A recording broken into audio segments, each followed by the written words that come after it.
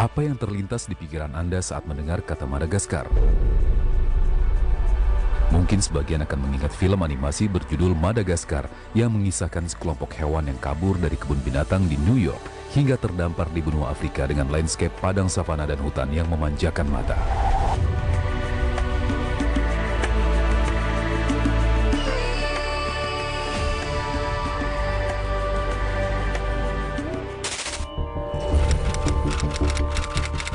Perlu diketahui, Madagaskar tercatat di Guinness World Record sebagai pulau tertua di dunia dan merupakan pulau terbesar keempat di dunia. Luasnya mencapai sekitar 587.000 km persegi dan terletak di lepas pesisir timur Afrika dengan keeksotisan dan keunikannya yang luar biasa. Tak hanya itu saja, Madagaskar pun memiliki kekayaan flora dan fauna serta spesies khas endemiknya tersendiri.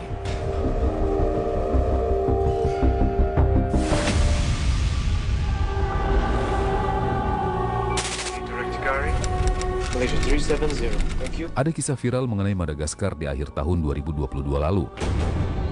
Seperti diketahui, pada tanggal 8 Maret 2014, pesawat Malaysia Airlines MH370 dinyatakan hilang kontak saat di perjalanan. Pesawat berjenis Boeing 777 itu terbang dari Kuala Lumpur, Malaysia dengan tujuan akhir ke Beijing di China. Pesawat yang membawa 239 orang penumpang itu hilang entah kemana dan menjadi misteri terbesar di dunia penerbangan hingga saat ini.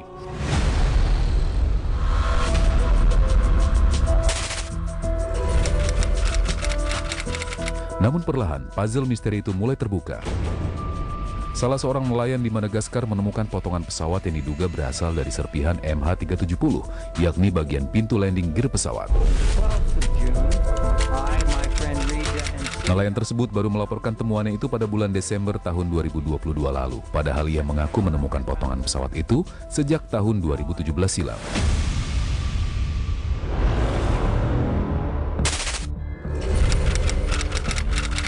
Karena tidak menyadari betapa pentingnya serpihan yang ia temukan itu, sebelum dilaporkan potongan pesawat tersebut digunakan sebagai papan pencuci pakaian oleh istrinya. Karena kepolosan dan perilaku nyelenehnya, banyak netizen Indonesia yang hilang fokus terhadap kasus MH370 itu sendiri. Netizen Indonesia justru ingat akan kabar yang sempat viral, yakni asal-usul nenek moyang orang Madagaskar yang berasal dari Indonesia saat melihat perilaku sang nelayan itu.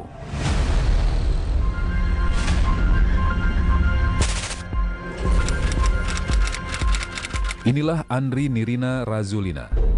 Menilik dari namanya tentunya sangat familiar dengan nama asli orang Indonesia. Ia berasal dari suku Merina dan konon memiliki darah keturunan Indonesia. Ialah Presiden Madagaskar saat ini. Tidak menutup kemungkinan di masa lalu terjadi migrasi orang-orang pribumi ke Madagaskar yang dalam istilah Malagasy kuno disebut Lakato atau pergerakan pelaut sejati. Bagi sebagian orang mungkin kabar tersebut terdengar seperti lelucon dan tak masuk akal karena yang satu di Asia sementara yang satu lagi berada jauh di benua Afrika. Dan sebagai informasi, Madagaskar terpisah oleh Samudra Hindia kurang lebih 5.600 km jauhnya dari Indonesia. Namun ternyata kabar asal-usul nenek moyang orang Madagaskar ini bukan sekedar isapan jempol, bahkan beragam penelitian pun sempat dilakukan.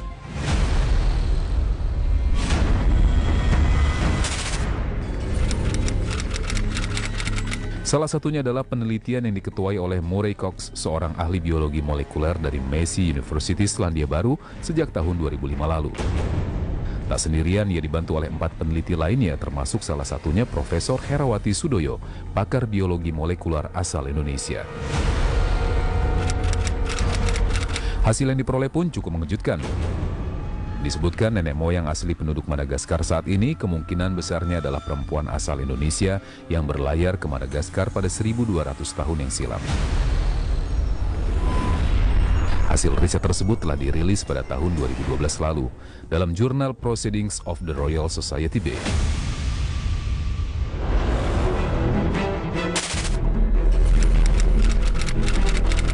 Dilansir dari beberapa sumber, penelitian itu menganalisis DNA mitokondria yang diturunkan melalui ibu dari 3.000 orang Indonesia yang berasal dari 12 kepulauan di Nusantara, yakni Sumatera, Mentawai, Nias, Jawa, Bali, Sulawesi, Sumba, Flores, Lembata, Alor, Pantar, dan Timor.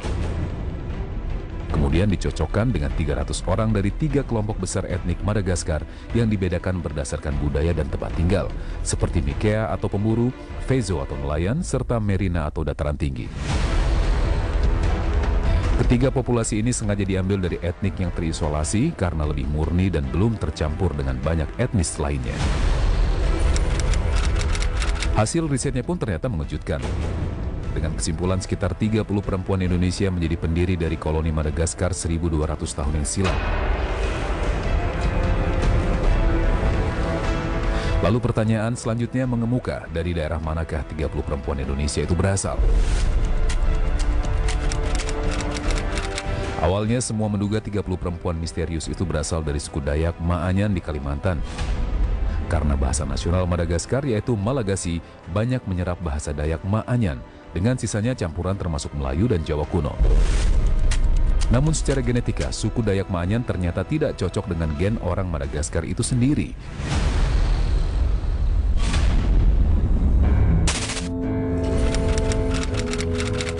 Lantas hipotesa beralih ke beberapa suku bahari dari Kalimantan dan Sulawesi, termasuk suku Bajo yang terkenal hidup nomaden di laut. Tak hanya itu saja, suku Buton hingga suku Bugis dan semua suku Dayak di Kalimantan pun ikut dicocokkan DNA-nya. Hasilnya pun semakin mengerucut. Dengan menggunakan analisa haplotip atau model urutan sequence DNA, terdapat kesamaan yang tinggi antara Madagaskar dan Kalimantan bagian selatan, khususnya suku Banjar. Secara struktur genetik, suku Banjar memiliki campuran 75% genetik Melayu dan 25% genetik Dayak Maanyan. Riset yang mengkonfirmasi suku Banjar adalah nenek moyang orang Madagaskar itu pun sudah dimuat di jurnal ilmiah situs Nature yang dipublikasikan secara online pada tanggal 18 Mei 2016 dengan judul Contrasting Linguistic and Genetic Origins of the Asian Source Populations of Malagasy. Sekalipun bukti-bukti linguistik dan genetik menunjukkan penghunian awal Madagaskar dilakukan oleh orang-orang dari Indonesia, namun pertanyaan selanjutnya pun menjadi menarik untuk ditelisik. Bagaimana bisa suku Banjar bermigrasi hingga ke Madagaskar yang berada jauh di benua Afrika? Ada yang berpendapat bahwa kemungkinan koloni Madagaskar oleh masyarakat Nusantara itu terjadi secara tidak sengaja, sebut saja karena kapal yang hanyut saat mengarungi samudera. Namun jika ditelisik dari kacamata yang sejajar dengan era kejayaan Kerajaan Sriwijaya, besar kemungkinan kedatangan orang pribumi ke Madagaskar terjadi karena adanya aktivitas perdagangan. Lagi pula, rakyat Nusantara sejak dulu telah mampu berlayar dengan sangat baik dalam mengarungi samudera. Namun, benarkah demikian? Kerajaan Sriwijaya sebetulnya menurut saya sendiri ya, memiliki 17 kapal induk yang besar. Jadi dari 17 kapal induk ini ada satu kapal yang memang mengalami musibah, jadi karam di lautan. Tetapi sebelum kapal ini karam di lautan, mereka menurunkan penumpangnya itu di sebuah pulau yang sekarang dikenal dengan istilah Pulau Madagaskar. Saya juga melihat ada 30 perempuan ya yang berada di pulau tersebut, dan 30 perempuan ini, dari 30 perempuan ini saya melihat ada 4 orang yang memang ditunjuk sebagai pemimpin mereka. Nah, kebetulan mereka ini juga berasal dari suku yang berbeda ya. Yang pertama, saya melihat perempuan yang berasal dari suku Jawa. Saya yakini suku Jawa karena logatnya itu seperti orang Jawa, memakai kebaya seperti orang Jawa, kemudian dandannya seperti itu, kulitnya lebih gelap ya, sawo matang tapi lebih gelap. Lalu berbicara dengan perempuan yang memakai seperti kain tenun ya, kain tenun di kepalanya ini, kemudian memakai selendang juga seperti yang ditenun. Lalu logat bicaranya itu seperti orang Banjar. Logat bicaranya seperti itu. Lalu datang lagi perempuan yang memakai kerudung seperti rumput Melayu. Wajahnya itu seperti perempuan Chinese ya, karena wajahnya itu putih bersih dan matanya sipit. Kemudian juga berbicara bersama mereka ini, dan mereka perempuan ini memakai logat seperti orang Melayu juga. Lalu terakhir datang juga perempuan yang sama dengan ini logatnya, kemudian memakai busana yang juga sama dan juga berbicara dengan logat seperti bahasa Banjar.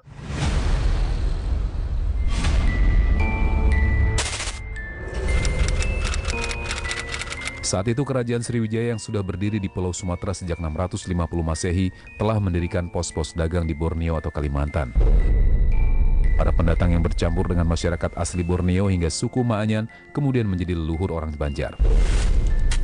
Lalu diduga dahulu suku Melayu Banjar bersama rombongan Kerajaan Sriwijaya berlayar jauh sampai ke Afrika Timur dengan mengemban misi utamanya yaitu perdagangan.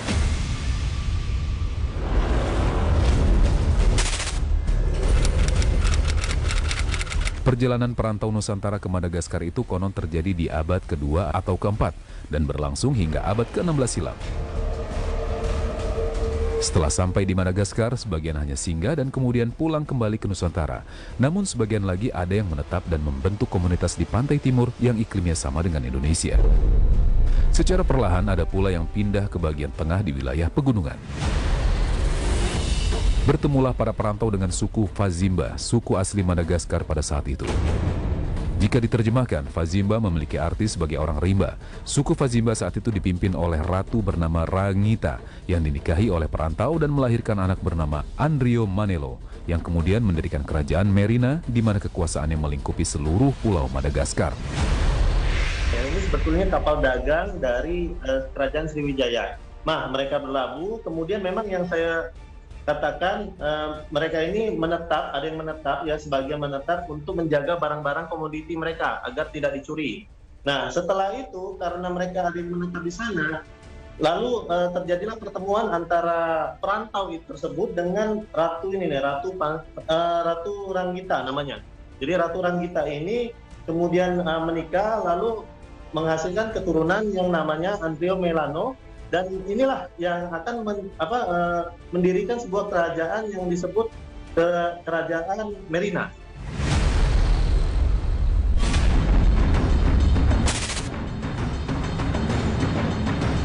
Kerajaan Merina tercatat dalam sejarah berdiri pada tahun 1600. Kerajaan Merina bisa dikatakan adalah pemersatu bangsa Malagasy yang tadinya terdiri dari berbagai macam suku etnik. Kerajaan ini pun berdiri dengan megahnya selama 3 abad lamanya.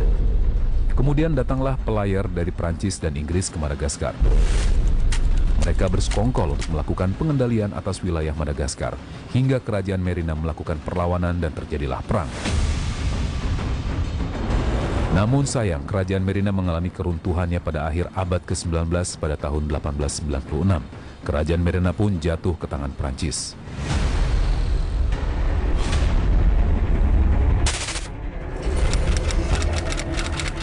Pada tahun 1910 muncul perlawanan dari perkumpulan pelajar di mana gerakan perlawanan ini meluas hingga ke seluruh Madagaskar.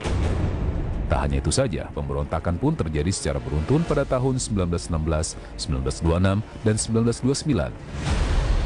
Pada tahun 1958, sedikit demi sedikit otonomi diberikan kepada Madagaskar, hingga akhirnya 2 tahun kemudian mulai dilakukan perundingan menuju ke arah kemerdekaan.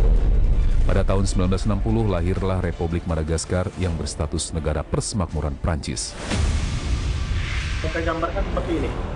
Jadi satunya dia membawa benda semacam keris, lalu meneriakkan bahasa seperti bahasa orang ini ya, orang Sriwijaya ya, yang satunya ini. Dan yang satunya ini membawa senjata semacam mandau.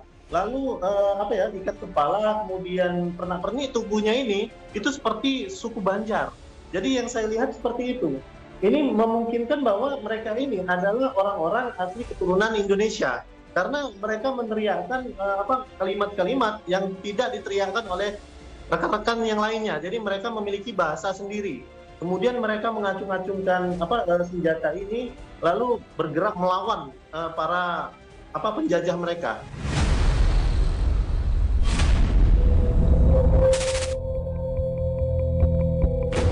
Konon secara arkeologis, linguistik, kebudayaan, dan ciri-ciri fisik, orang-orang Madagaskar memiliki kesamaan dengan orang pribumi. Seperti apa faktanya?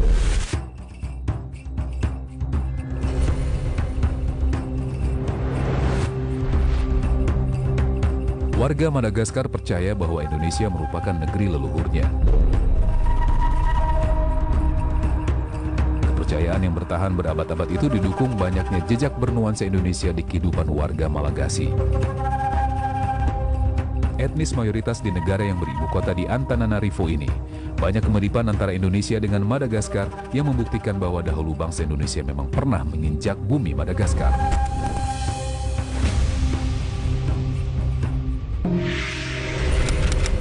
Yang pertama tentunya dari kata Malagasy itu sendiri. Malagasy adalah singkatan dari dua kata. Mala berasal dari kata Melayu dan Gasi yang berarti orang yang tinggal. Jadi Malagasy bisa bermakna orang-orang Melayu yang menetap dan tinggal di sana. Sementara itu, konon nama Madagaskar sendiri berasal dari bahasa Jawa yaitu Madogo dan Skar yang berarti bunga-bunga yang indah dari kejauhan. Kemiripan wajah dan perawakan antara orang Indonesia dengan orang-orang Madagaskar pun tak bisa terbantahkan. Mereka tidak seperti penduduk Afrika pada umumnya, di mana lazimnya orang-orang yang berada dalam satu benua akan memiliki ras dan ciri fisik yang sama.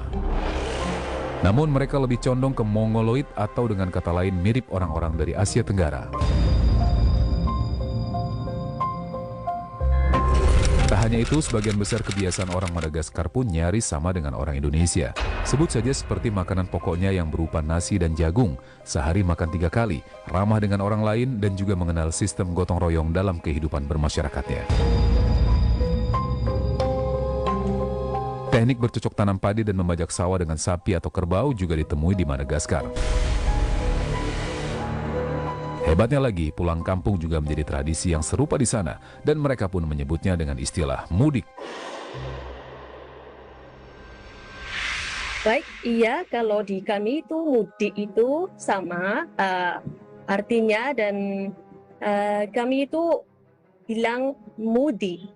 Jadi tampakannya ya, tampakannya, dan kami itu kalau i-nya kan kalau di belakang kata jadi ye, jadi mudi. Nah, itu pulang kampung atau pulang ke rumah juga, itu artinya.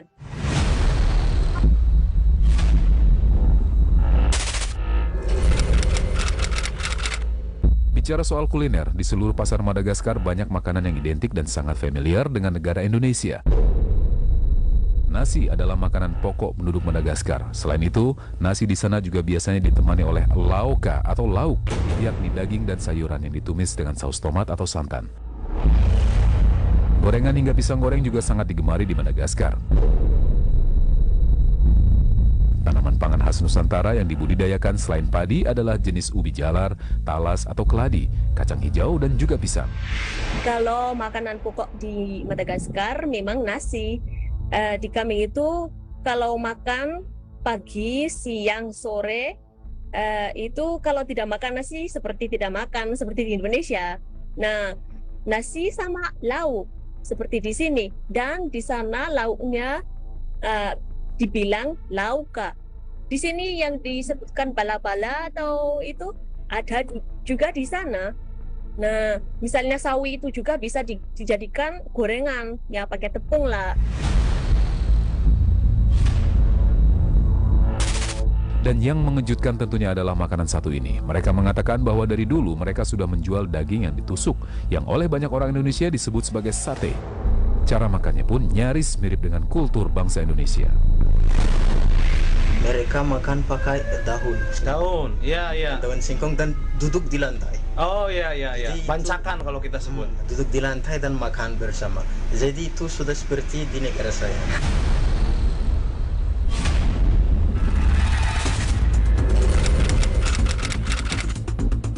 Bukti arkeologis pun hadir dengan temuan perahu berjadi ganda, peralatan besi hingga alat musik xylophone atau gambang yang merupakan bagian dari gamelan. Selain itu ada juga alat musik valiha dari Madagaskar yang mirip dengan sasando dari Nusa Tenggara Timur.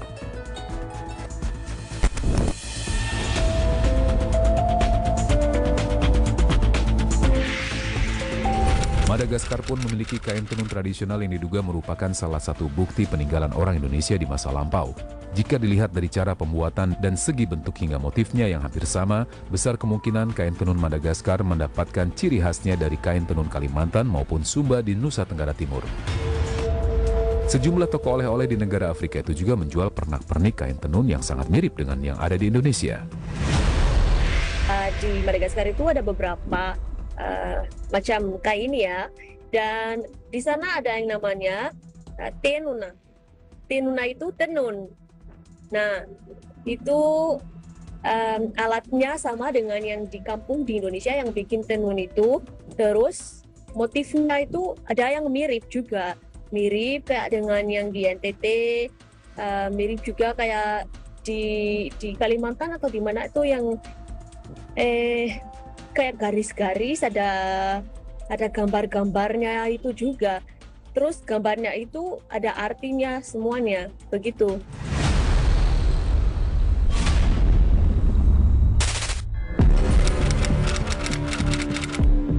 Untuk tempat tinggal, rumah kuno Madagaskar berbentuk seperti bangunan di Asia Tenggara, yakni berbentuk kotak dengan atap segitiga. Tidak bulat seperti rumah tradisional Afrika pada umumnya. Pada bagian atap, rumahnya pun terpasang genting dan berbentuk mirip seperti rumah joglo. Yang mengejutkannya lagi, rumah tradisional ini bagai menyiratkan arti penghormatan kepada kampung halaman mereka dengan bangunan depannya menghadap ke arah posisi Indonesia berada. Penduduk asli Madagaskar juga mengenakan pakaian yang terbuat dari serat tanaman seperti halnya orang Melayu. Berbeda dari orang-orang di benua Afrika yang lebih menyukai pakaian berbahan dasar kulit hewan. Nama depan orang Madagaskar pun hampir serupa dengan nama orang-orang Indonesia. Sementara itu, nama panjang mereka mirip dengan bahasa Sanskerta. Kalau rumah di Madagaskar memang ya rumah kuno ya.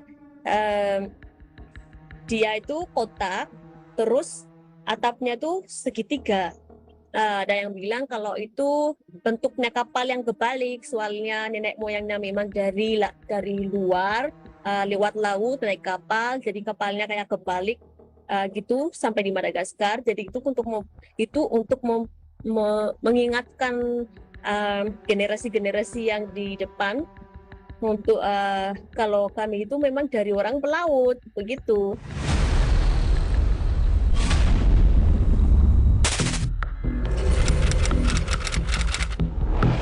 Kemiripan Madagaskar dan Indonesia secara linguistik juga tak terelakkan. Sebagai bahasa nasional, bahasa Malagasy masih masuk rumpun bahasa Melayu Polinesia. Kebanyakan leksikon penduduk Madagaskar berasal dari bahasa Maanyan yang digunakan di daerah lembah Sungai Barito di Kalimantan. Tentunya dengan beberapa tambahan juga dari bahasa Jawa Melayu dan Sanskerta. Misalnya Heri, misalnya Andri, misalnya apa lagi ya, banyak. Laila ada di sini, tapi saya kan Laina.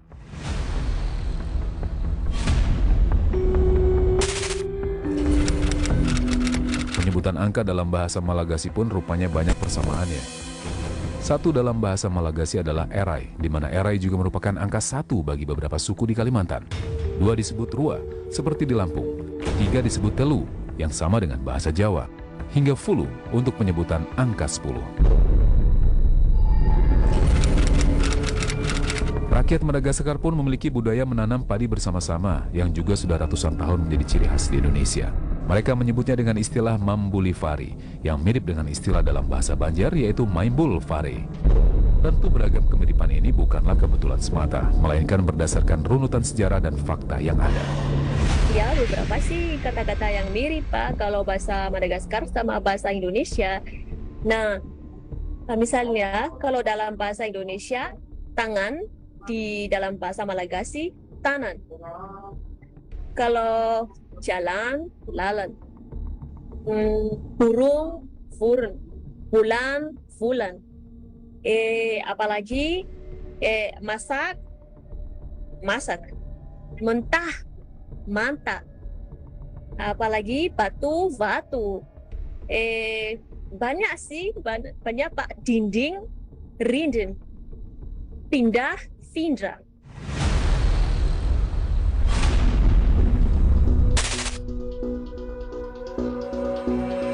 Kedekatan atau bahkan kesamaan budaya itu membuat bahasa Indonesia digandrungi masyarakat Madagaskar. Bahkan ketika Kamus Indonesia Malagasy diterbitkan di sana, warga pun menyambutnya dengan antusias. Saat ditanya kenapa mereka bersemangat untuk belajar bahasa Indonesia, jawaban mereka hanya dua, karena ingin belajar bahasa leluhur dan tentunya ingin datang berkunjung ke Indonesia.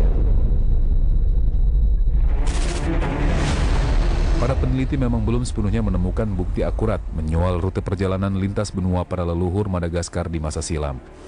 Tapi dari bukti dan fakta yang ditemukan di sana, setidaknya menyeratkan bahwa nenek moyang kita dan mereka merupakan para pelaut yang tangguh dan pemberani dalam mengarungi samudera.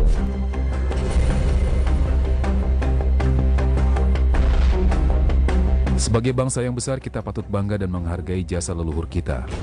Betapa kuat dan tangguhnya nenek moyang kita meninggalkan keluarga hingga melintasi samudera untuk tiba di benua yang berbeda. Sudah pasti, mereka memiliki pengetahuan dengan dibekali persiapan dan perlengkapan yang sempurna untuk mengantisipasi kesulitan di perjalanan. Bisa dibayangkan betapa sulitnya menaklukkan samudera yang memiliki kumpulan air terbesar di dunia dengan palung terdalam mencapai 7.258 meter dengan ketinggian ombak hingga mencapai 2-3 meter. Namun, hanya dengan perahu layar sederhana, perantau Indonesia mampu melakukannya. Apalagi nenek moyang kita pun meninggalkan kisah indah di tanah Madagaskar. Bukan kolonialisasi atau penjajahan, namun akulturasi kebudayaan dengan jejak-jejak yang bernuansa kedamaian.